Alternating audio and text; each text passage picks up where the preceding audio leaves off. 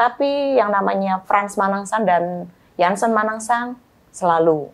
Oh, itu yang dua. Saya ingat ya? banget yang namanya saya tuh dibanting-banting, dilempar lagi, banting lagi. Bahkan kalau saya nangis atau kesakitan, main tendang. Nah, itu kalau misalnya saya nggak bisa ya mengalami pukulan. Oh, dipukul ya? Iya, dipukul kayak Dipukul ya? dirotan, ditampar itu kayak ditendang itu sudah kayaknya. Kalau kita nggak bisa ya Pak, tapi itu kita mengalaminya kalau kita nggak bisa, namanya anak-anak kan belum terlalu bisa. Jadi itu kita dipaksa harus bisa. Saya juga pernah ngeliat senior saya namanya Hayati, itu disuruh lari di panggung sampai dipecutin. Saya melihat sendiri sampai saya ketakutan, gemeteran. Dipecutin? Iya, saya kalau dipukulin sama Fran, saya tuh paling sakit hati itu sebenarnya sama Fran ya Bu ya, karena sering dipukulin sama dia. Dia tuh kalau kita nangis, minta tolong, misalnya ampun, gak minta tolong lah, minta ampun, dia tuh gak mau denger suara kita tuh minta ampun dan nangis. Harus gak ada suaranya, harus diam. Kalau kita ada suara makin dipukulin lagi. Saya pengen ketemu orang tua Pak. Pengen ketemu orang tua. Sama identitas, karena saya kan pakai identitas palsu sekarang. Jadi sampai sekarang Ibu masih pakai nama siapa sekarang?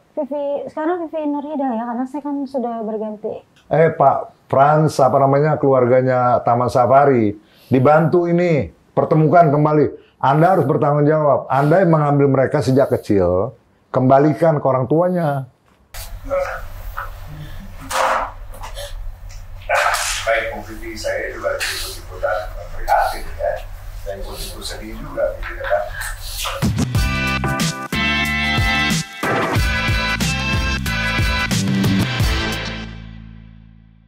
Kembali lagi bersama kami Lokes.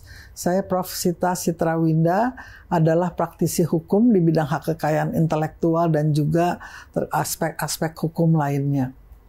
Dan saya Partahi Sihombing, juga seorang praktisi hukum yang masih aktif sampai dengan saat ini. Dan pada siang sore hari ini kita kedatangan dua tamu, dan tamu ini adalah berhubungan dengan masalah OCI dan Taman Safari Indonesia.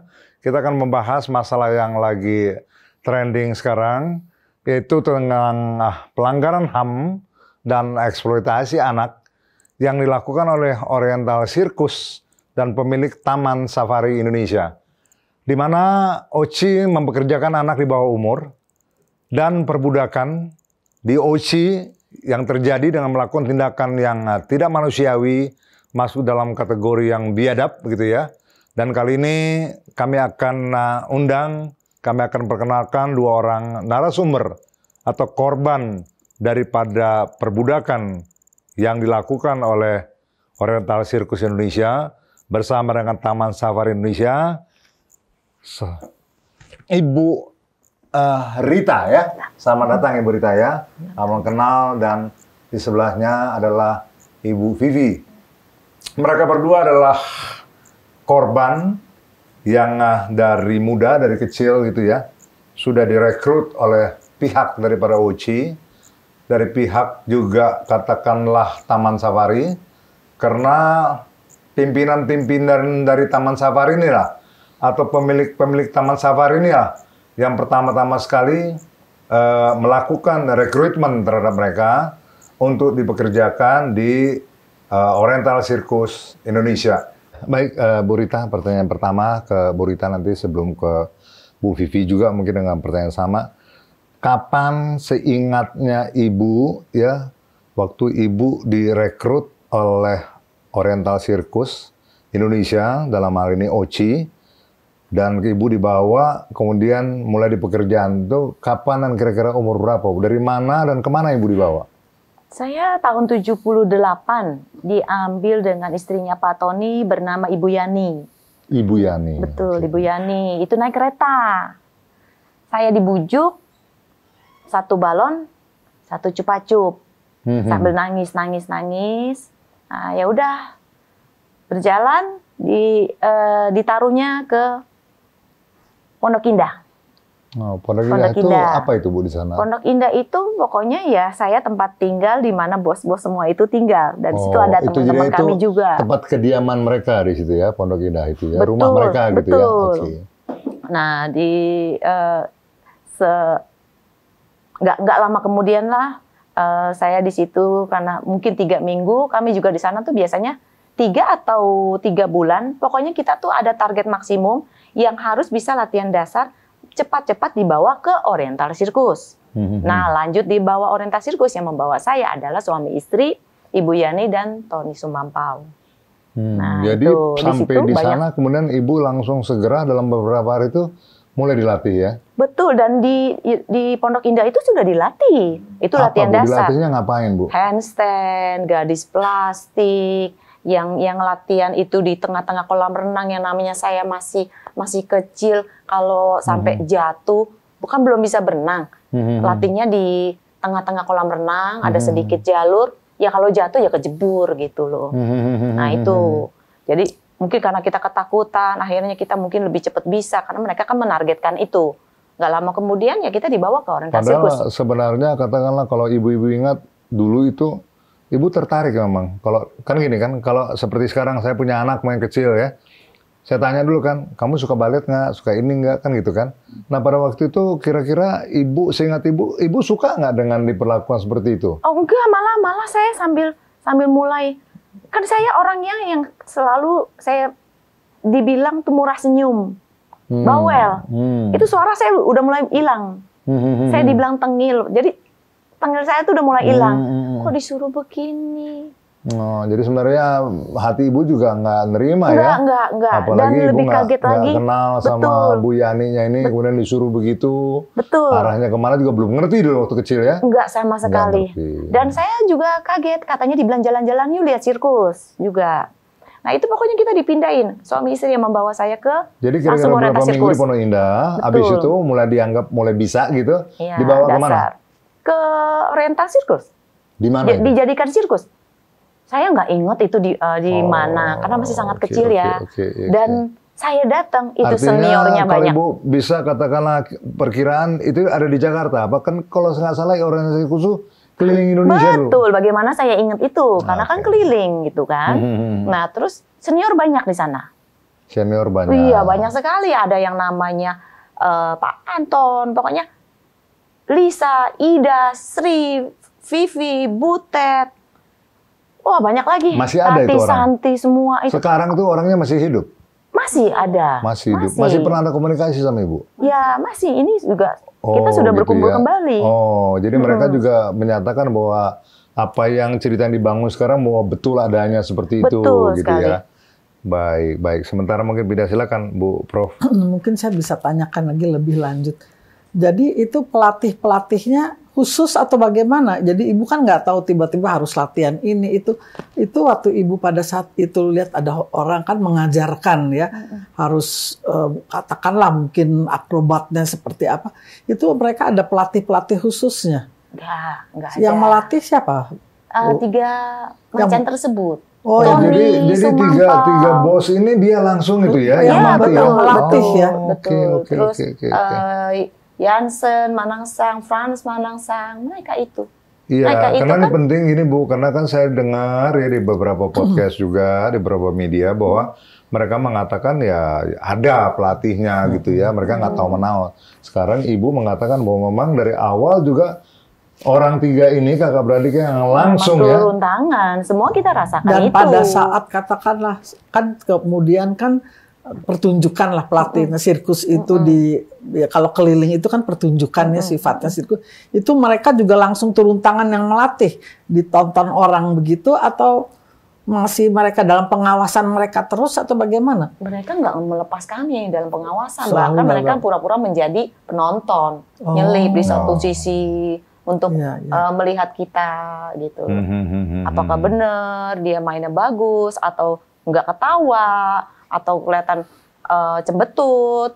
Nah mulai kapan, saya ke Ibu dulu ya, mulai kapan terjadi tuh penyiksaan dan sebagainya, mulai kapan? Ibu masih ingat kan mungkin kan katakanlah dari umur 3 tahun, selang berapa tahun itu mulai terjadi penyiksaan? Atau tambahan ke Profesor pertanyaan, sejak kapan dan kenapa harus disiksa gitu? Iya.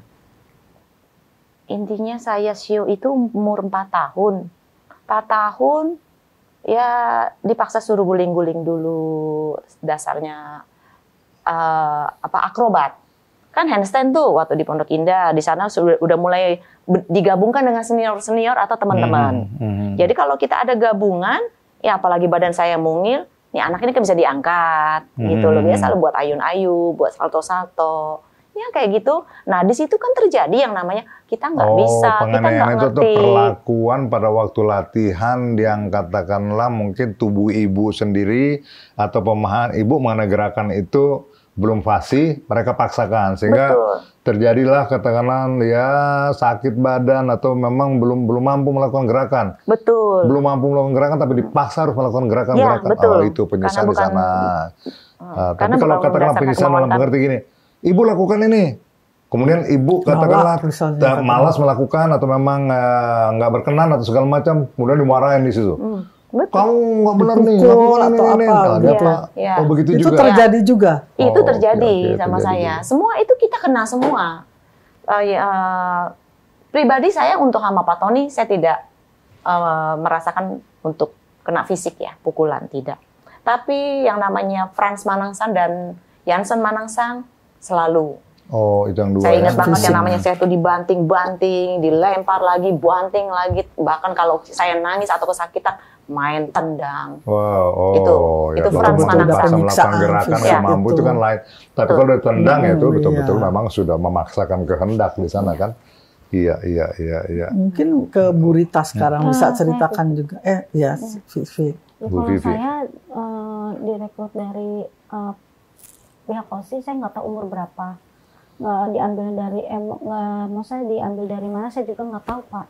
Sampai sekarang juga nggak ingat? Nggak ingat sama sekali. Waduh. Karena seingat senior saya yang lebih dulu ada, katanya saya umur 2 tahun pada saat itu. Umur 2 tahun, 2 lebih tahun. kecil lagi ya, ini umur 3 tahun, ibu umur 2 tahun. 2 tahun katanya. Terus saya udah mulai latihan di Pondok Indah itu, tapi masih latihan yang standar-standar gitu, yang kayak handstand, split, kayak waktu seperti itu. Nah kalau ibu ketemu nggak, artinya belakangnya masih ketemu sama keluarga nggak? Artinya bisa di-treat nggak bahwa dulu ibu diambil di mana, orang tua ibu siapa segala macam nggak tahu jadi? Nggak tahu sama sekali. Sama sekali saya nggak tahu Pak. Waduh. Jadi putus hubungan aja Iya, setelah saya pokoknya nggak tahu mau 2 tahun diambil itu dari ya. apa panti asuhan apa aja yang saya benar-benar nggak tahu. Benar-benar nggak tahu. Terus setelah umur saya udah bisa handstand kayak gitu split, saya mulai umur 3 tahun itu kurang lebih 3 tahun 4 tahun baru saya dibawalah ke orientasi sirkus. Dan di orientasi sirkus itu saya mulai pelatihan yang Saya potong istilahnya ibu, dibawa ke orientasi sirkus. Tadi sebelumnya ibu di mana? Di rumah juga? di Pondok Indah itu. Pondok Indah. Iya. Dibawa ke orientasi sirkus, maksud ibu orientasi sirkus ini ada di mana? Iya, saya nggak tahu ada di mana. Pokoknya saya nggak dibawa ingat aja. ya dibawa tempat Nggak, itu iya. tato udah Tahu-tahu tempat udah sirkus ada. aja. Tapi Saya ibu bilang, ingat, saya- ibu dibawa show gitu keliling-keliling Indonesia, Saya ingat ya? ingat, Iya karena ingat kan ya. pindah-pindah terus, tempat. iya. Itu ingat. Tapi kalau di kota mana saya nggak ingat. Terus saya mulai di sirkus itu mulai latihan yang lebih, kalau menurut saya lebih keras lagi, seperti kayak gantungan di atas, akrobatik, kayak gadis plastik gitu. Itu saya mulai latihan yang seperti itu. Nah itu kalau misalnya saya nggak bisa ya mengalami pukulan. Oh dipukul ya? Iya, dipukul kayak Dipukul ya? diprotan, ditampar itu kayak ditendang itu sudah kayaknya. Kalau kita nggak bisa ya Pak, tapi itu kita mengalaminya kalau kita nggak bisa, namanya anak-anak kan belum terlalu bisa. Jadi itu kita dipaksa harus bisa. Wah ya sebenarnya memang terjadi. maaf nih komentar saya terlalu ya. Anak-anak yang nggak kenal bukan anaknya dia sendiri dan anak bawah ini umur kita lah. nggak tahu bakatnya juga ke situ apa enggak, tapi dipaksa untuk melakukan gerakan arahan dan kalau nggak bisa dimarahin bahkan dipukul ditendang ya di sana. Saya pikir ada betul-betul memang terjadi penyiksaan ya, pemaksaan kan gitu, dieksploitir anak di bawah umur dipaksa untuk melakukan pekerjaan tanpa persetujuan. Artinya kan ibu di bawah umur masih kecil, katakanlah kalau memang mau dipekerjakan mestinya kan harus ada izin dari orang tua dan lain sebagainya. Ini kan nggak tahu, malah di bawah orang tua dijanjikan apa, ibu pun nggak ingat ya, sampai sekarang orang tua pun di mana nggak ingat, dibawa kemana pun kita nggak tahu gitu ya. Iya. Saya kalau bisa miris, saya mau tanya lagi. Pada saat katakanlah kan di sini akhirnya Bu Rita sama Bu Vivi ketemu ya, Iya. bersama-sama. Dan tentunya kan ada teman-teman lain juga yang mungkin kita nggak tahu lah riwayatnya ya, dilatih juga bersama-sama untuk supaya bisa gerakan-gerakan yang di sirkus.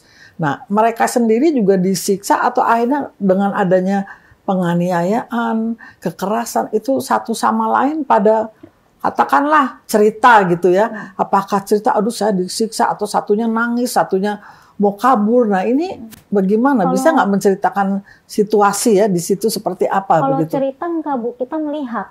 Oh, melihat Jadi langsung. melihat langsung karena kita tuh latihannya satu panggung di situ. Oh. Jadi kita tahu, tapi itu kalau yang generasi ketiga ya, bukan saya ini generasi ketiga dibilangnya. Kalau generasi kedua saya nggak tahu ada penyiksaan itu, penyiksaan apa enggak, karena dia sudah lebih dewasa. Kalau generasi ketiga itu mengalami Bu. Berapa orang kurang lebih generasi ketiga itu? Berapa 20-an dah? 20-an banyak juga kurang ya. lebih ya. Saya juga pernah ngelihat senior saya namanya Hayati, itu disuruh lari di panggung sampai dibecutin. Saya melihat sendiri sampai saya ketakutan gemeteran. Dipecutin. Iya, Oke. dibecut, suruh lari sambil dibecut. Kayak Kejutan apa perlakuan gitu. terhadap binatang ya, Iya, sirkus itu Itu saya ya. pernah terus teman saya namanya Poni di sirkus megang anjing lepas itu saya lihat sendiri mata kepala dia sampai dipukulin, diinjek-injek bajunya sampai dirobek. Saya melihat itu sampai gemeteran, saya juga ngeliat ketakutan. Saya melihat kita memang kita waktu latihan itu tidak boleh dilihat dengan karyawan. Kita tuh tendanya tertutup. Kecuali karyawan yang menjadi pemain juga, pemain sirkus juga ada yang karyawan yang dilatih sebagai pemain sirkus dan ada MC seperti itu ngelihat. Tapi karyawan yang lain tidak. Jadi kita itu tidak boleh bersosialisasi dengan orang luar dan tidak boleh ngobrol dengan karyawan yang itu tidak boleh. Gitu. Iya, Seperti iya. itu. Jadi kita tuh melihat. Iya.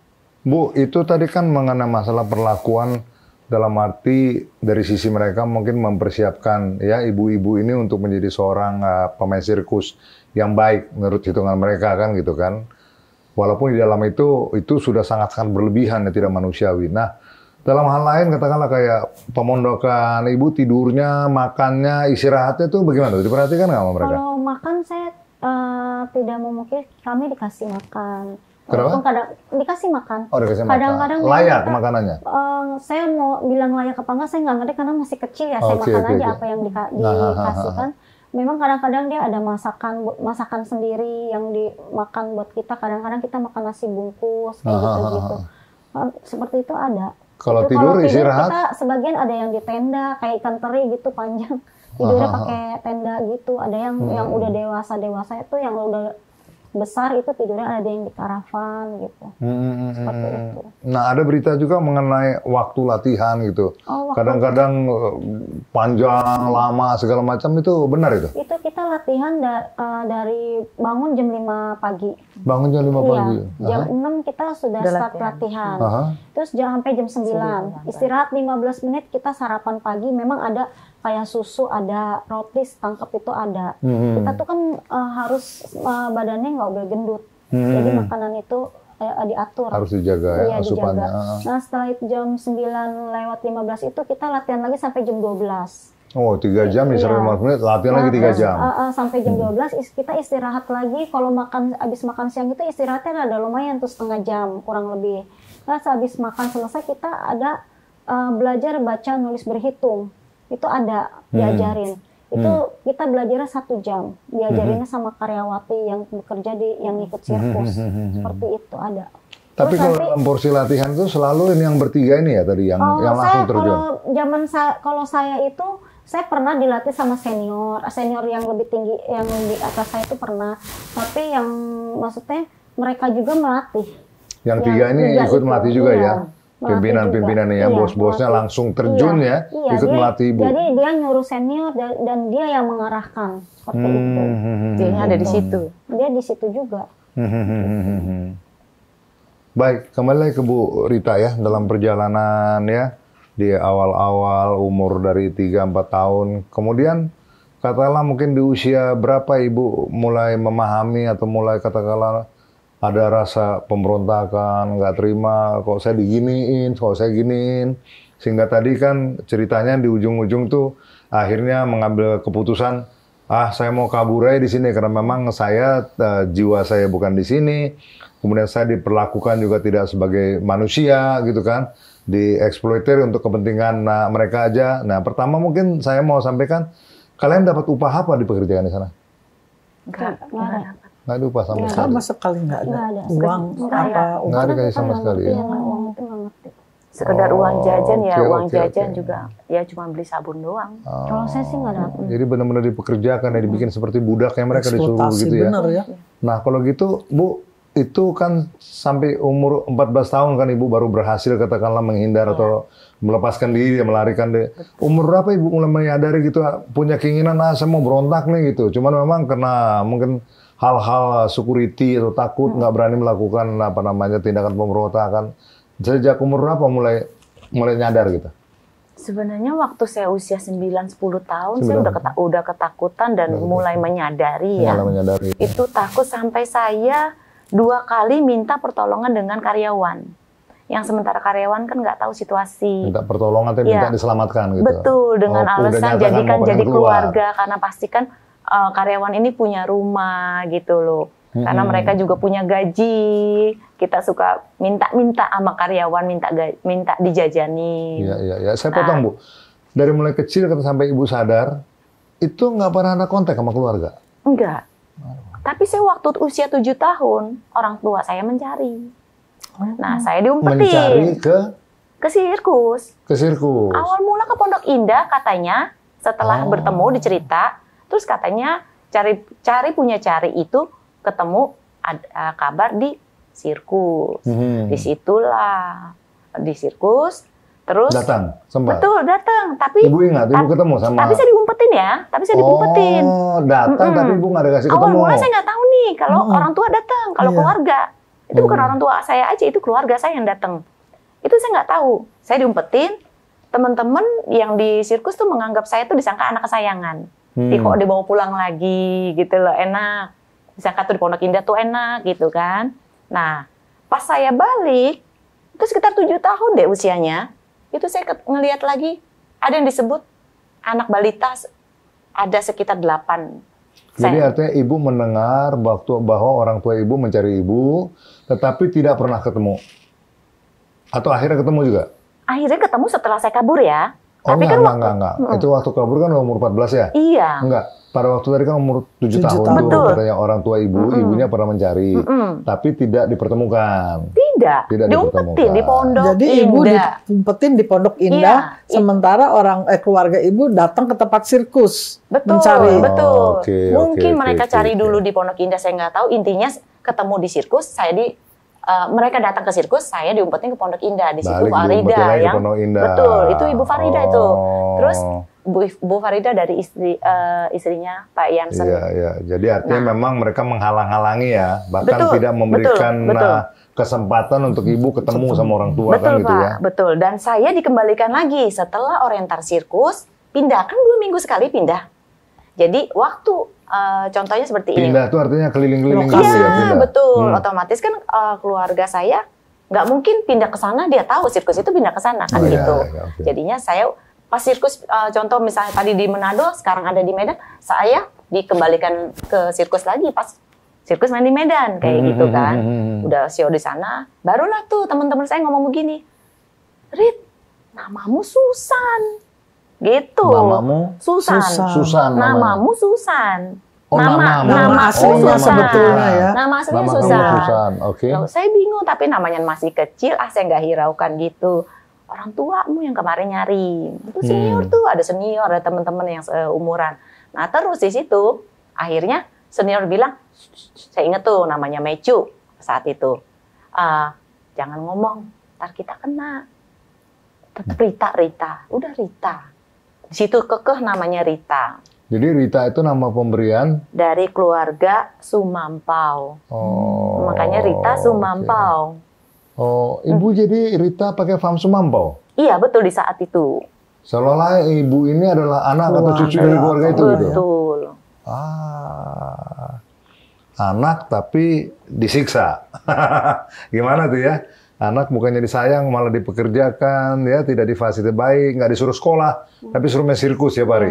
Nah, Kembali ke Bu Vivi, silakan Prof. Nah, Bu Vivi kan selama ya di situ kan terus mengikuti saja apa instruksi mereka ya, latihan, pertunjukan. Akhirnya kapan atau umur berapa tiba-tiba menyadari apakah pernah ada usaha juga kabur dari tempat sirkus itu? Nah, setelah saya berkeliling di orientasi sirkus, nggak lama kan saya dipindah ke Taman Safari. Tahun 88 waktu itu. Kurang lebih umur saya katanya senior saya bilang, saya juga nggak tahu umur saya, kurang lebih 11 atau 12 tahunan gitu katanya. Terus saya di sirkus ya pikir saya bakalan hidup enak gitu. Mereka juga bilang, oh kamu mah enak disayang, katanya, makanya dipindahin ke Taman Safari katanya gitu. Dan saya juga di sirkus tuh kurang menguasai beberapa teknik atraksi itu apa, dan saya juga suka sakit-sakitan, kurang apa, kalau pergi-pergi pindah-pindah tuh nggak kuat, suka mabok gitu. Terus akhirnya saya dipindah ke Taman Safari, saya pikir hidupnya lebih enak, ternyata di Safari saya lebih parah lagi. Pernah disiksa juga? Ya, pernah, Bu. Tapi kalau pada saat ini, maaf juga saya mau menanyakan, saya juga bisa membayangkan ya, bagaimana pada saat terjadi penganiayaan, penyiksaan, mungkin pemukulan, itu berontak, teriak, atau minta tolong juga, ada yang dengar, saksi, atau gimana? Kalau kita tuh kalau dipukulin, Bu, nggak saya depan nih, orang, iya. saya kalau dipukulin sama Fran, saya tuh paling sakit hati tuh sebenarnya sama Fran ya, Bu, ya, karena sering dipukulinnya sama dia. Dia tuh kalau kita nangis, minta tolong, misalnya ampun, nggak minta tolong lah, minta ampun, dia tuh nggak mau denger suara kita tuh minta ampun dan nangis, harus nggak ada suaranya, harus diam. Kalau kita ada suaranya makin dipukulin lagi. Itu pukul dengan pakai tangan? Kaki, tendang gitulah, udah biasa, kayaknya ringan tangan dia. Jadi kalau mukul tuh udah kayak kesetanan dia tuh. Itu saya gara-garanya latihan sepeda karena ada guru dari India. Saya latihan sepeda di lokasi area sirkus, Taman Safari waktu itu di gedung itu. Saya lagi latihan sepeda kurang maksimal buat dia. Terus saya ditendang, jatuh sampai saya keluar darah dari mulut. Waktu itu mungkin luka mulut saya apa gimana. Terus akhirnya sorenya saya pulang. Pas pulang saya nggak boleh tidur. Itu pulang ke rumah. Pak, ke rumahnya, ke Pondok Indah? Enggak, ke Taman Safari itu kan di atas gunung itu ada rumah. Rumahnya tinggal di situ, perumahan di situ. Pak Fran itu. Nah, saya pulang, pas sampai rumah malam orang tidur, saya nggak boleh tidur, disuruh latihan pada saat itu. Terus akhirnya orang-orang tidur kurang lebih jam 1 malam saya melarikan diri. Kabur lewat gunung, gelap, hutan, pokoknya hutan sampai merosot. Umur berapa itu, Bu? Nggak tahu saya umur berapa, pokoknya masih belasan deh Pak itu. Masih belasan. Bu, mundur sedikit Bu ya, sebelum tadi cerita lagi. Nah, waktu Ibu Ibu mengalami kekerasan, penyiksaan dan segala macam itu, sadar nggak Ibu pada waktu itu bahwa ini bukan keluarga saya punya keluarga, ada terbersit nggak? Atau gini, maksud pertanyaan gini, dengan mungkin Ibu nge-rewind kemudian sadar bahwa ini bukan keluarga saya, pernah nggak ngomong, saya mau mana keluarga saya atau apa? Oh, itu nggak berani Pak. Nggak berani. Nggak tapi pernah di dalam hati Ibu mulai berasa itu bahwa ini sebenarnya bukan keluarga Ibu gitu. Ya, saya merasa saya bukan anaknya, karena kalau anaknya nggak mungkin saya dipukulin. Pada waktu Ibu merasa bukan anaknya, nggak nanya saya di mana ibu saya nggak berani nanya ya. Saking memang situasinya itu memang sangat mencekam gitu ya, dengan perlakuan yang keras. Jadi ngomong pun kita nggak berani gitu. Ibu gimana? Ya. Juga kurang lebih seperti itu. Sama. Kita nyadar nggak bahwa Ibu tuh bukan anaknya dia gitu akhirnya? Iya, itu yang saya bilang, oh saya kok punya keluarga ternyata kan. Nama saya Susan, dan itu saya udah mulai itu saya penuh dengan rasa takut. Artinya sebelum umur 14 tahun, Ibu menjelang katakanlah bertambah usia 5, 6, 7, 9 tahun, mulai ada kesadaran nggak? Kayak ini bukan keluarga gua nih gitu loh, keluarga saya nih. Terus ada pertanyaan gini, ini ibu saya di mana ya? Terus nanya, Pak, ibu saya di mana? Saya ini anak siapa sebenarnya? Pernah nggak? Kalau untuk berpikir sedemikian, enggak. Jujur enggak. Karena kita taunya hanya menyelamatkan diri, ketakutan. Tapi waktu itu Ibu diakui anak ya, sampai dikasih nama Rita Sumampo. Memang Ibu waktu itu berasa Ibu anaknya dia? Atau memang ada pertanyaan dalam hati? Awal mula gitu. Oh, awal mula percaya? Awal mula, iya. Itu 7 tahun itu saya kayaknya menyadari. Ternyata kalau ada yang nyari saya, berarti saya bukan anak dari sini. Sudah ada informasi yang nyari. baru Ibu nyadar, oh ini gue nih anak siapa Iya, gitu. pantas dipukulin terus gitu. Mulai nyadar bahwa bukan anaknya mereka. Iya, tapi gitu, tidak makanya. sedemikian jauh yang gimana. Pokoknya fokus kita udah ketakutan pengen Iyalah, kabur. karena Ibu mau kabur juga ketahu, mau kabur kemana nggak tahu, Iya, keluarga betul. di mana juga nggak tahu, jadi serba bingung gitu ya. Betul. Mungkin saya balik lagi ya. Ya. Enggak, saya Ke Vivi bukannya- tadi waktu tadi cerita Saya kabur. bahwa kabur itu malam ya, tengah malam itu nggak ada yang lihat, nggak ada yang tahu Jadi atau gini Bu, pas saya melarikan diri itu kan orang-orang lagi pada tidur. Di rumah itu yang tinggal cuma saya, Pak Fran, istrinya dan asisten rumah tangganya. Saya masih ingat nama asisten rumah tangganya. Pada saat itu karena saya merasa tersiksa, saya batin, terus saya takut dipukulin lagi besoknya gitu. Saya nggak boleh tidur. Saya kabur dari gunung hutan. Di situ kan dia rumahnya di atas taman Itu safari di Taman itu. Safari, ya? Iya, di dalamnya di atas. Terus saya pokoknya saya pergi dari rumah itu nggak pakai sendal. Usia berapa tuh, Bu? Saya nggak tahu, masih belasan tahun kurang Belasan lebih. tahun. Terus saya kabur, itu hutan gelap banget, nggak tahu gimana. Saya pokoknya bisa menelusuri jalan itu. Terus pas subuh nyampe lah ke pemukiman rumah orang penduduk di situ yang jauh dari rumah itu. Yang penting saya kabur, saya nggak takut setan. Pokoknya saya takutnya ketangkep lagi aja itu. Nah itu pas itu nggak lama saya menelusuri lagi jalan, adalah pasar Cisarua di situ.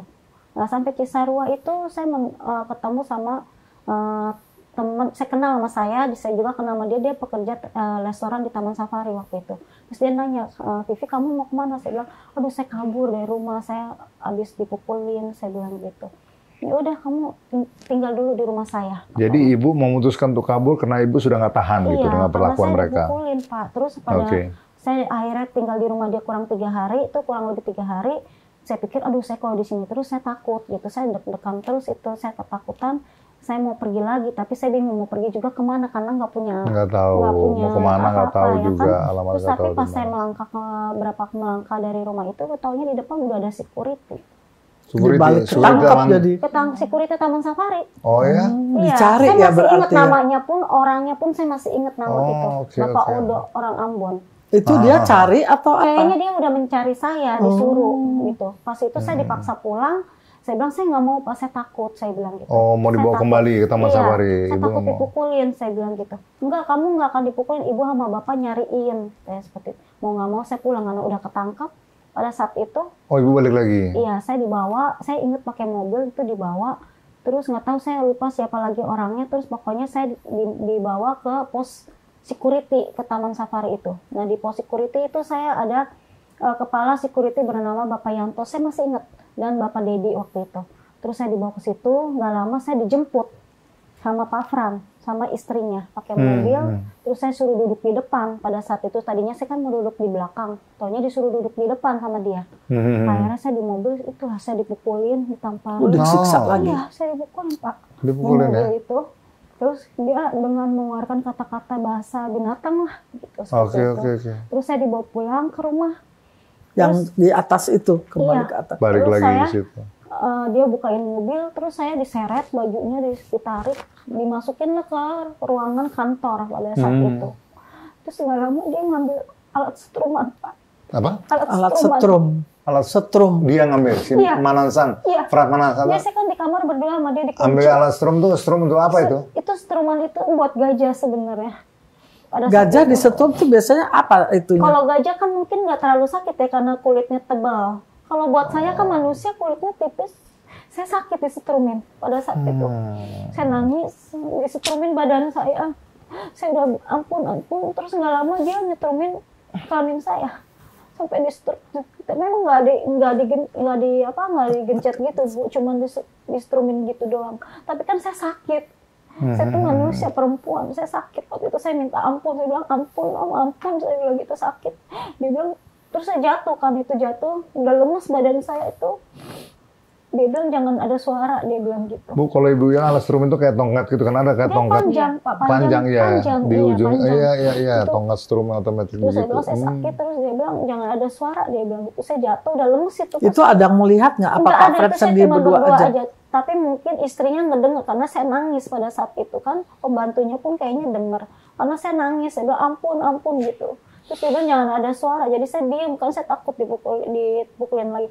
Terus udah jatuh, saya ditarik rambutnya. ditarik dari rambutnya tuh saya dijedotin ke dinding sama dia. Terus saya ditamparin, baru saya ditonjok, ditendang sama dia. Akhirnya saya ngompol di situ karena nggak tahan perut saya sakit. Terus saya jatuh lagi, jatuh saya disuruh bangun ganti baju. Taunya saya lihat di kamar udah ada rantai, saya dipasung di situ. Di rantai kakinya? Iya. Habis itu saya dirantai. Berapa lama Bu sempat dipasang? Kurang lebih 2 minggu saya dirantai. Oh, dirantai 2 minggu dirantai? Iya. Tapi saya Jadi dikasih makan juga ditaruh di situ gitu, tapi rantai tetap dipasang gitu. Tapi saya ke toilet, saya teriak-teriak minta dibukain sama asisten rumah tangganya itu. Kalau ke toilet dibukain. Masih Tahu dibukain. berarti Habis itu balik. asisten tuh melihat Iya, ya. tahu dia. Gitu. Dia habis ke toilet balik dirantai lagi. Nah, terus iya dirantai lagi, pokoknya selama 2 minggu. Lalu banget ya. Saya sakit hati di situ. Karena kalau menurut saya tidak manusiawi banget gitu. Iya. Nah, Bisa kejadian paham. itu Nah, setelah 2 minggu saya dilepasin. Mungkin udah dibebasin lah gitu. Tapi saya dikasih tahu jangan pergi lagi, jangan kabur-kabur, nanti kalau kabur lagi akan lebih parah lagi gitu. Akhirnya saya seperti biasa aktivitas ya begitu. Kalau latihan saya masih dipukulin gitu. Terus nggak lama Taman Safari itu mendatangkan pelatih silat waktu itu. Silat, dan kebetulan saya latihan dan saya cerita ke salah satu pelatih itu, dan temennya juga saya sempat cerita kalau saya tuh nggak betah pengen pergi dari Taman Safari itu, tolongin saya bilang gitu. Terus dia bilang sabar, kita cari alibi dulu katanya. Terus akhirnya dia bekerja lah di Taman Safari, saya inget di Reptil. Terus beberapa bulan dia kerja di sana, nggak lama saya inget Pak Fran waktu itu nggak ada di sana, lagi ke luar negeri kalau nggak salah, dan sama istrinya. Nah di situ saya mendadak dia mengajak saya kabur dari situ. Dan saatnya sekarang katanya. Pelatih silat itu. Iya. Saya bilang, aduh saya nggak bawa baju, nggak punya baju. Saya pakai baju seragam pada saat itu, udah sore tuh jam 5. Saya bilang, saya pikir mau naik mobil pengunjung pada saat itu. Ternyata dia sudah menyiapkan mobil dan teman-temannya. Saya ingat 4 orang, saya nunduk, saya ketakutan, saya nangis. Aduh saya takut ketangkep, saya takut ketangkep pada saat itu. Tapi alhamdulillah tuh saya nggak ketangkap, saya lolos dari gerbang Taman Safari itu. Akhirnya nggak lama saya dibawa ke Semarang pada saat itu. Dibawa ke Semarang? Iya, dibawa kabur ke Semarang. Sama si pelatih itu? Iya. Nah di situ saya dicariin. Itu rumahnya siapa tuh? Rumahnya keluarga si pelatih itu? Iya. Oke. Itu saya dicari oleh Frans. Frans sama karyawan mungkin. Oh, masih nyari lagi mereka. Terus katanya kakaknya sampai ada yang datang malam-malam ngeluarin pistol, tapi bukan menodong, tapi menakut-nakuti dengan pistol. 1 orang katanya. Mereka datangnya kemana? Ke rumah kakaknya yang di Bogor itu. Ada kakaknya. Kakaknya si pelatih? Iya. Terus katanya nyanyiin Vivi mana, tapi dia nggak ngasih tahu. Mungkin ada yang memberikan informasi iya, ya dia tahu dari rumah Taman kan, Safari. mungkin melamar kerja kan ada alamatnya ya. Waktu dia ngelamar kerja ke Taman Safari kan ada alamatnya. Iya. Mungkin dia lihat dari situ. Terus akhirnya katanya udah, saya bilang saya takut kerja nggak mau balik lagi. Saya pasti habis kalau balik lagi. Saya bilang ya udah kamu nikah dulu katanya gitu supaya nggak dibawa katanya. Nah pada saat itu saya ke Kebumen. Saya tadinya kan saya Kristen, Pak, namanya Vivi Sumampau. Vivi Nerea Sumampau. Oh, kamu juga yang berikan nama Vivi Sumampau, mereka juga? Iya. Dan setelah mau nikah itu kan saya masuk Islam. Nama saya diganti jadi Vivi Nur Hidayah pada saat itu. Terus akhirnya saya udah menikah, saya bingung saya harus cari apa? Saya merasa tidak nyaman, takut gitu kan. Akhirnya saya memberanikan diri, kata mantan saya, udah kita coba ke Profesor Bapak Muladi, waktu itu kan orang Komnas HAM. Yeah. Nah saya ingat tuh di Undip di Semarang, akhirnya saya ke sana melaporkan ke Bapak Muladi dan saya menceritakan itu udah mulai di rumah kita kali ya. Iya, itu udah tahun yang tadi itu ya, udah tahun 90 sekian itu ya itu ya. Saya kabur kan tahun 96. 97 ya, 96 97 saya melaporkan itu.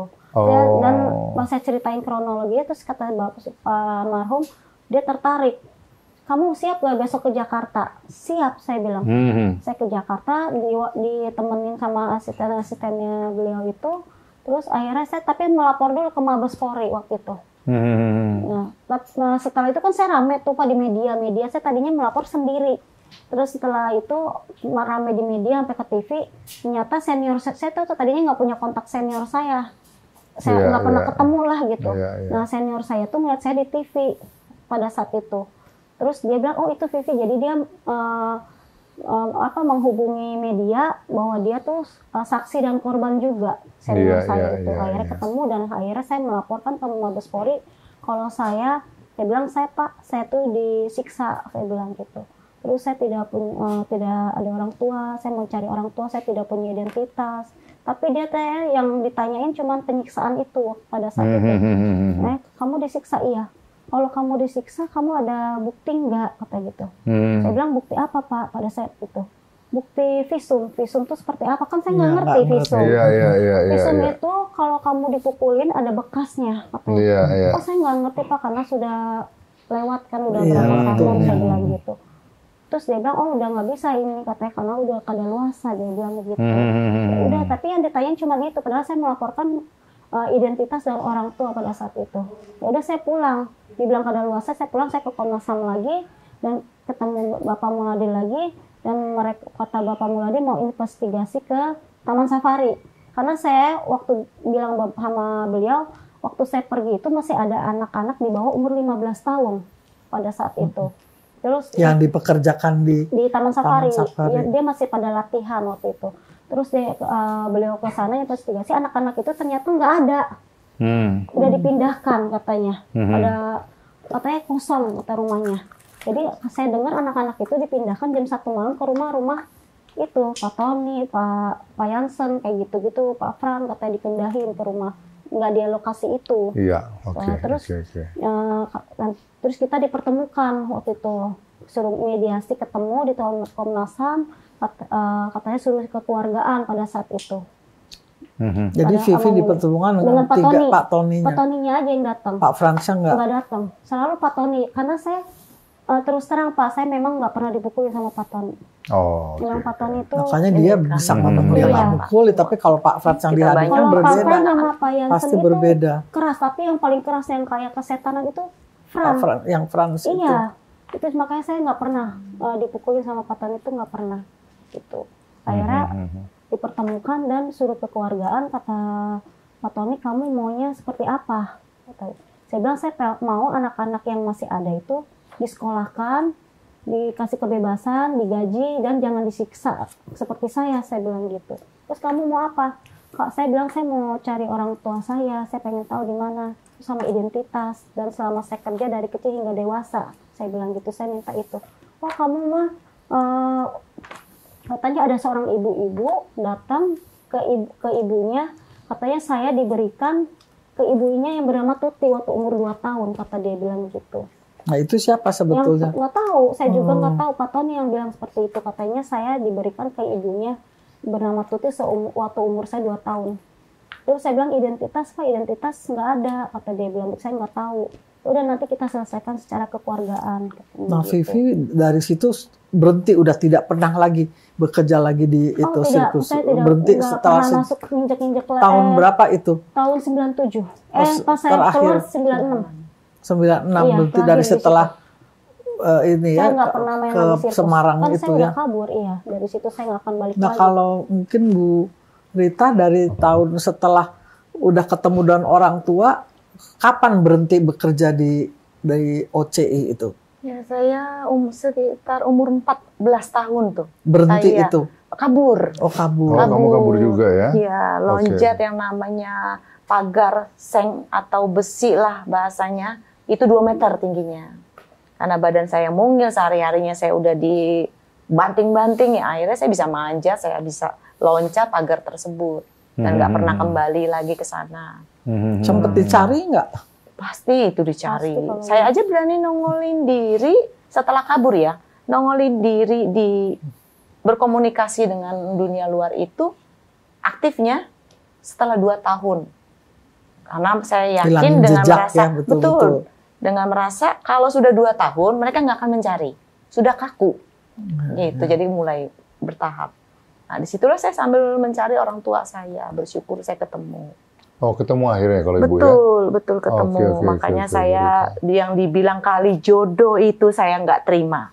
Tidak, memang betul sulit. Keadaan kami dulu, tapi bukannya berarti kami dari kali jodoh. Oh gitu ya. Betul, apalagi dari panti asuhan. Iya. Kemarin memang ada saya dengar penjelasan kalau nggak salah dari si Tony ya. Betul. Tony ya yang mengatakan, wah udah syukur tuh diambil dari kawasan kali jodoh gini-gini. Nggak tahu diri malah ada kata-kata begitu ya, tidak bersyukur, tidak berterima kasih. Ya padahal kan sekarang kan dengan mereka itu eh, membatasi kalian kembali ke orang tua, itu kan juga udah menghilangkan identitas. Itu juga perbuatan melawan hukum itu, ya kan, sama dengan penyekapan itu, sama dengan penculikan. Kemudian anak tidak bisa pernah dipertanggungjawabkan kembali kepada pihak orang tuanya, ya kan gitu ya. Baik Bu, jadi nah sudah tahun 97 tadi ya, kita ambil ujungnya dulu ya, 97 pernah dilaporkan, kemudian dipertemukan, kalian maunya apa, nah itu stuck sampai di situ. Setelah itu kan mereka Pak Tony bilang nanti kita selesaikan kekeluargaan. Kalau Vivi mau kembali lagi ke Taman Safari, pintu terbuka. Saya bilang, saya terus terang saya ngomong langsung ke Pak Tony. Nggak mau lagi. Saya tidak akan balik lagi Pak ke sana. Kalau saya balik lagi sama aja saya masih dikasih makan harimau, saya bilang gitu. Tapi saya minta orang pengen tahu orang tua dan identitas.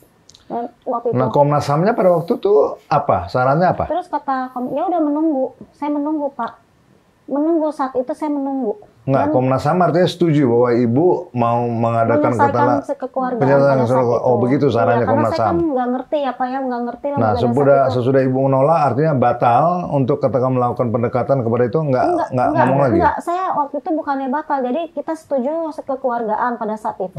Terus katanya suruh menunggu, nanti akan ada pihak Taman Safari yang akan ke rumah lah, tahu lah ke rumah mantan saya yang di itu udah tahu gitu. Nanti juga kalau mau hubungi kan nggak punya HP pada saat itu. Terus kok saya bilang, saya kan balik lagi ke Semarang. Terus saya bilang kok nggak ada kabar gitu. Saya suka nanya, Kak ada kabar? Nggak ada. Kok nggak ada kabar? Pas 2002 saya datang lagi ke Komnas HAM. Menanyakan lagi kenapa ini kasusnya kok nggak ada kabar. Nggak ada kabar gitu dari mereka yang katanya mau kekeluargaan. Tunggu aja nanti juga mereka dari pihak Taman Safari akan datang katanya gitu.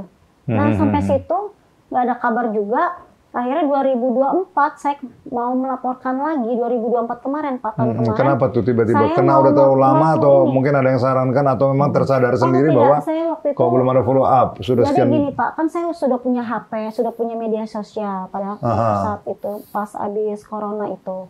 Terus ada teman-teman saya pada nanya, Vivi, kasus kamu yang dulu udah selesai ya katanya gitu. Kamu udah tahu orang tua, identitas. Saya bilang, saya bilang gitu. Terus terang saya belum. Udah dapat kali kompensasi dari itu penggantian katanya gitu. Kalau kamu dapat, bagilah teman-teman kamu yang susah. Loh, saya belum dapat apa-apa, belum ada penyelesaian. Saya bilang gitu.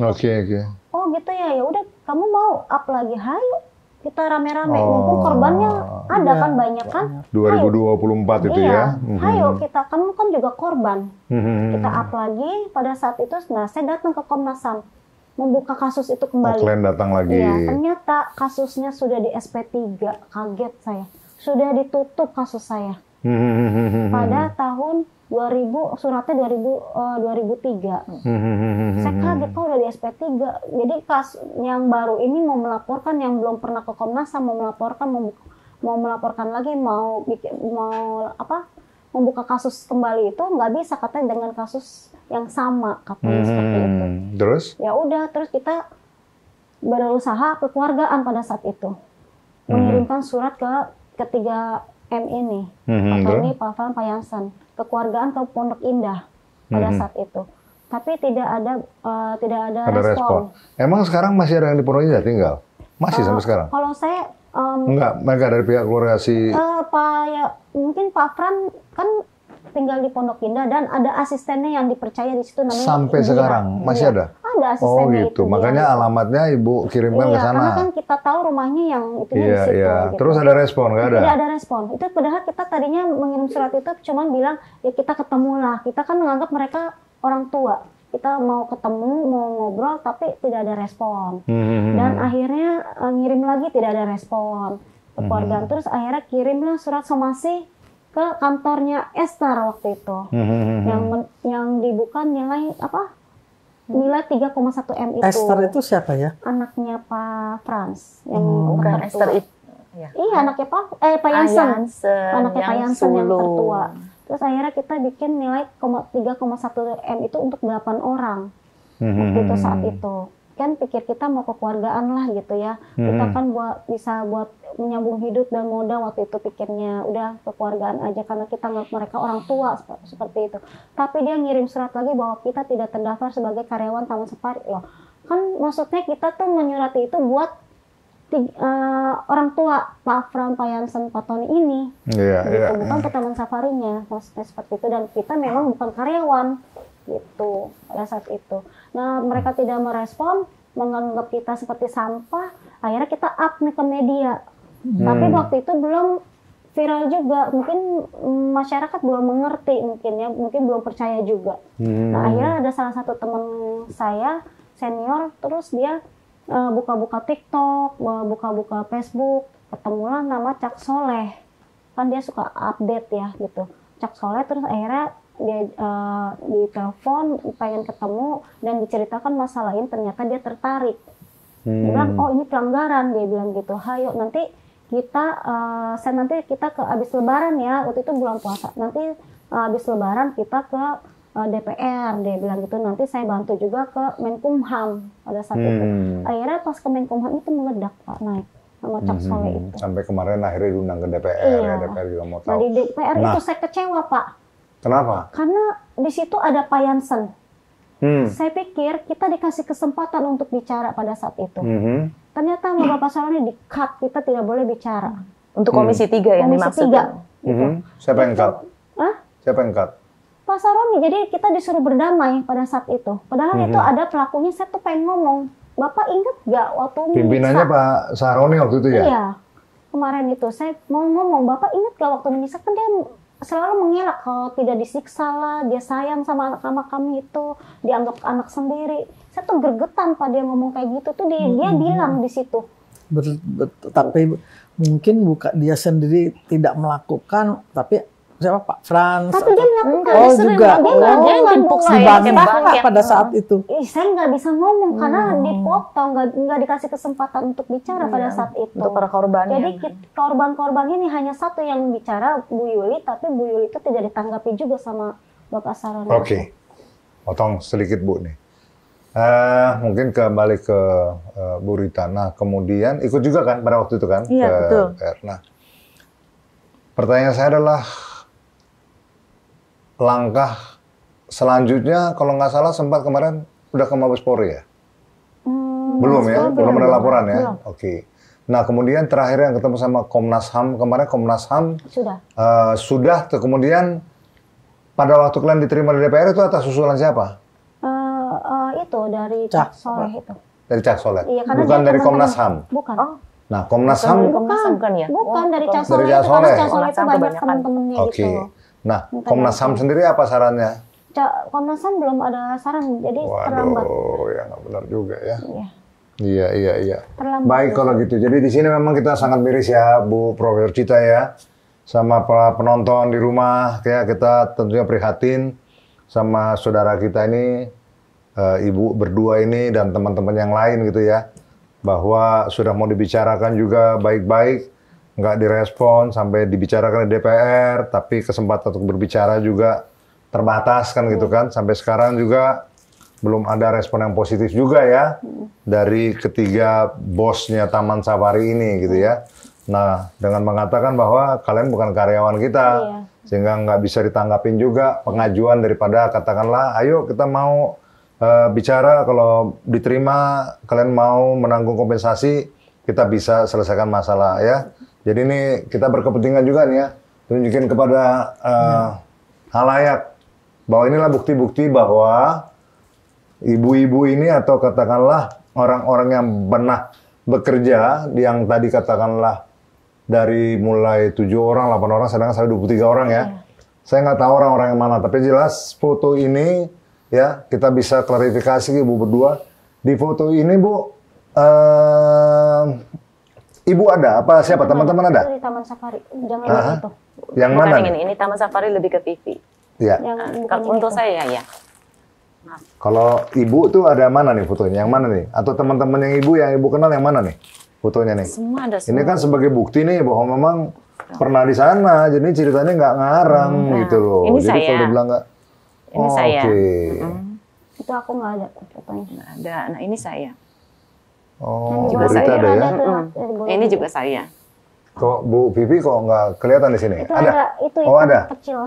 Oke lah. Jadi inilah faktanya gitu ya, Bapak Ibu, para pemirsa semua, dan para kemarin ini ditunjukkan juga di DPR. Ada yang sebagian. Melihat juga dari Komisi 3 ini. Sudah ditunjukkan Komisi 3? Tidak, karena mereka langsung mengkat, mendamai, minta damai, dikasih waktu 7 hari. Baik, jadi Komisi 3, kalau memang ada pembelaan dari katakanlah dalam hal ini diduga pelaku, ya kan, itu wajar-wajar aja. Kan nggak gampang juga meminta orang, menyarankan orang untuk mengakui suatu perbuatan. Mengakui juga hak-hak mereka gitu sebagai orang yang pernah bekerja di sana. Tetapi ini foto ini dokumentasi membuktikan ya, 2 orang narasumber kami di sini yang juga sebagai korban sudah menyatakan dan mereka siap bertanggung jawab bahwa di beberapa foto, nggak mungkin di zoom, nggak mungkin kelihatan, tapi dari beberapa foto yang rame-rame ini Ibu Vivi ini mengatakan dia ada ya di beberapa foto ini. Bu Rita juga sudah menyatakan juga dia ada di beberapa foto ini. Dan foto ini nanti siap akan dijadikan sebagai alat bukti ya. Pada waktu nanti katakanlah Komnas HAM merekomendasikan atau mau digelar katanya peradilannya, atau katakanlah mau nanti ditindaklanjutin ke pihak kepolisian, ini bisa sebagai bukti bahwa memang mereka pernah dipekerjakan di sana. Dan kalau untuk saksi-saksi hidup, sampai sekarang juga mereka sudah ketemu dengan saksi-saksi yang ada, dan saksi-saksi yang ada juga siap memberi keterangan di kepolisian. Tentunya kami dari penanggung jawab podcast ini, saya dengan Profesor Cita tentunya nggak berlebihan kalau kami menghimbau kepada DPR ya, dalam hal ini pimpinannya kemarin yang sudah turun tangan langsung, Pak Saroni ya, kita hargain Anda tentunya untuk memimpin pertemuan-pertemuan kemarin, tapi tentunya tindak lanjutnya harus jelas dan harus objektif di tengah-tengah gitu. Nggak boleh membatasi ruang hak mereka berbicara untuk membuktikan bahwa mereka memang pernah disiksa, pernah dieksploitasi gitu. Tetapi artinya harus seimbang, karena ini adalah rakyat kita. Ya kan, Anda kan sebagai wakil rakyat kan harus melindungi kepentingan hak-hak warga negara ini. Nah ini warga negara mau memperjuangkan haknya, tentunya mesti rekomendasikan. Kalau kami tentunya sebagai host di tempat ini, tentunya sepakat ya, Ibu berjuang terus, ya kan, kami siap memberikan artinya bantuan ya di belakang ini ya, untuk supaya apa yang Ibu harapkan dari penyelesaian masalah ini bisa terwujud. Ya. Karena kita juga nggak mau juga ini hanya berhenti di sini. Kalau 97 pernah berhenti, sekarang nggak boleh berhenti, ya kan? Jadi semua pihak kepolisian juga, saya pikir nggak bisa tinggal diam, karena ini bukan delik aduan, ya. Ini adalah pidana umum. Jadi kalau memang sekarang pihak kepolisian mendengar bahwa memang ada terjadi suatu peristiwa, ya, di tahun yang kurun waktunya panjang, terjadi penganiayaan terhadap orang-orang di mana adalah warga negara kita, ya, anak-anak bangsa ini, tentunya pihak kepolisian dalam hal ini yang berhak mengayomi harus mengambil tindakan. Ya, dengan ini kita harapkan Komisi 3 segera merespon, merekomendasikan supaya para pihak ini bisa difasilitasi untuk katakanlah segera melaporkan kepada pihak kepolisian, dalam hal ini Mabes Polri ya, karena ini sifatnya udah nasional gitu. Jadi tempatnya di Mabes Polri. Baik, Ibu berdua, Ibu Rita dan Ibu Vivi, kita sudah berbincang mungkin kurang lebih sudah hampir 1 jam. Kurang lebih mungkin kita sudah ada di akhir perbincangan kita. Nah, pertanyaan terakhir adalah kami tadi sudah dengan Profesor Cita sepakat gitu ya, menghimbau, bahkan saya sudah nyatakan ini komplain keras gitu ya kepada Komisi 3 terutama, Komisi Hukum. Ini harus diselesaikan secara hukum. Itu yang tadi saya tanyakan kepada sumber ini, mereka maunya apa? Mereka mau hukum ditegakkan, pertanggungjawaban hukum harus dijalankan gitu. Nah, saya tentunya mendukung itu ya, tetapi tentunya kita dengar langsung dari narasumber kami yang berposisi sebagai korban. Ibu Rita, apa maunya atau harapannya terhadap permasalahan yang Ibu hadapi selama ini dengan sudah berjalannya, sudah sampai ke DPR, Komisi 13 sudah ikut campur, Komisi 3 sudah ikut campur, Komnas HAM juga sudah kemudian didatangin kembali. Harapannya apa, Bu? Silakan, Bu. Saya yang pasti ingin Taman Safari Indonesia diambil oleh negara. Itu pribadi saya, dan 3 orang tersebut saya ingin seadil-adilnya sesuai hukum yang berlaku. Ya, betul, undang-undang hukuman yang berlaku. Saya percaya itu akan ditegakkan dan dipenjarakan. Baik, baik. Ya, jadi tolong didengar para yang mempunyai kewenangan dalam hal ini, Ini permintaan dari seorang warga negara yang merasa sudah dirugikan, dieksploitasi, kemudian disiksa, kemudian diekspos sedemikian rupa, kemudian tidak pernah dihargai, kemudian diputus hubungan sama keluarga. Bahkan Ibu Vivi itu yang sebelah sana ya, ini dia belum pernah ketemu sama keluarganya, sama ibunya. Ini kan udah keterlaluan ini, memutuskan hubungan hukum antara anak sama orang tua. Ini sama dengan penculikan nih, sama dengan dia ini katakanlah diambil, dibawa ke luar negeri dan tidak pernah diberikan kesempatan, tidak diberikan jalan keluar untuk ketemu lagi sama keluarga, sama ibunya. Ya, saya pikir ini sangat-sangat memang luar biasa. Untuk itu tentunya semua pihak, ya, pemangku kepentingan harus dong memberikan bantuan. Kalau bukan negara yang mengayomi kepentingan mereka, siapa lagi tentunya melalui aparat yang ada. Kemudian kembali kepada Bu Vivi, apa harapannya Bu? Silakan sampaikan. Ke DPR mintanya apa, segala sampaikan secara tegas. Saya pengen ketemu orang tua, Pak. Pengen ketemu orang tua. Sama identitas, karena saya kan pakai identitas palsu sekarang. Jadi sampai sekarang Ibu masih pakai nama siapa sekarang? Sekarang Vivi Nurhida ya, karena saya kan sudah berganti. Oke. Tapi di awal sebelum Ibu berganti nama Ibu Vivi adalah Sumampau. Vivi Sumampau. Iya. Padahal Ibu bukan anaknya Pak Sumampau. Iya. Ya. Bahkan Terakhir sekarang saya Ibu juga pun nggak tahu dia ini anaknya siapa. Pak Frans, apa namanya, keluarganya Taman Safari. Dibantu ini, pertemukan kembali. Anda harus bertanggung jawab. Anda yang mengambil mereka sejak kecil, kembalikan ke orang tuanya. Kok sih emosi begini jadinya? Kasihan loh. Bertanggung Jawab, harus bertanggung jawab. Masa orang mau ketemu sama orang tuanya kayak halangin?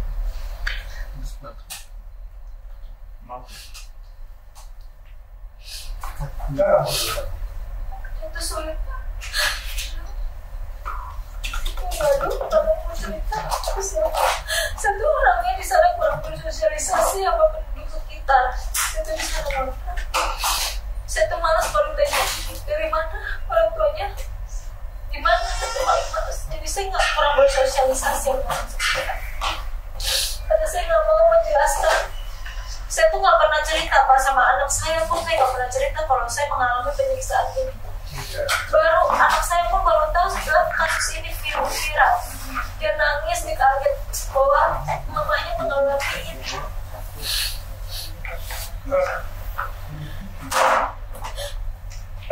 baik Bu Vivi, saya juga ikut-ikutan prihatin ya, dan ikut-ikut sedih juga gitu ya kan. Karena kita sebagai manusia tentunya harus punya apa namanya perasaan gitu ya. Ini kan anak-anak bangsa kita gitu ya. Jadi nggak boleh begitu. Makanya sekali lagi tentunya mungkin Bu Cita, silakan Prof. Ini Bu Profesor ini punya apa namanya Statement.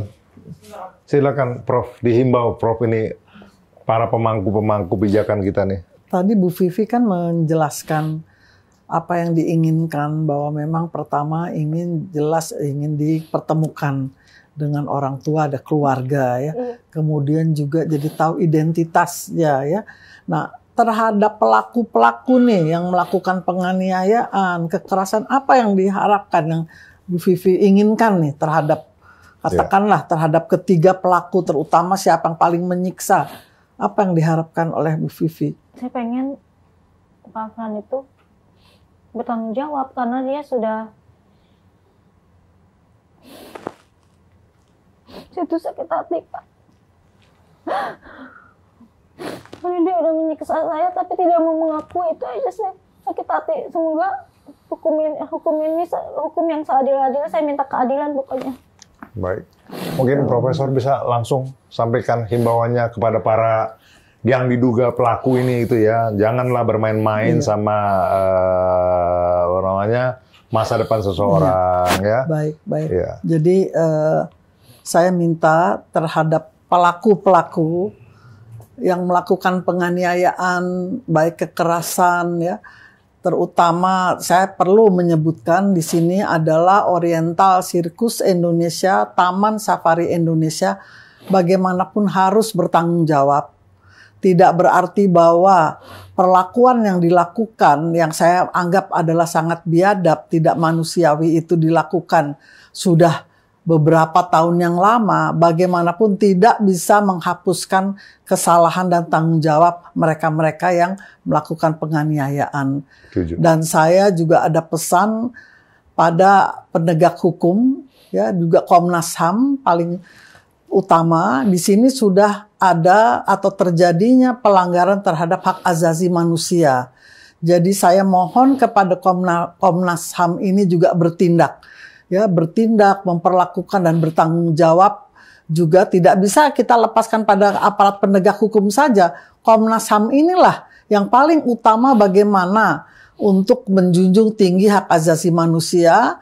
Dan dengan sore ini hadir pada Lokes 2 narasumber yang mengalami penyiksaan, ya, kekerasan langsung. Ini kita baru 2 korban nih yang kita dengar langsung, padahal masih ada berapa puluh orang lagi yang akan tentunya mengalami hal yang sama, bahkan bisa lebih keras lagi, lebih bisa sadis lagi.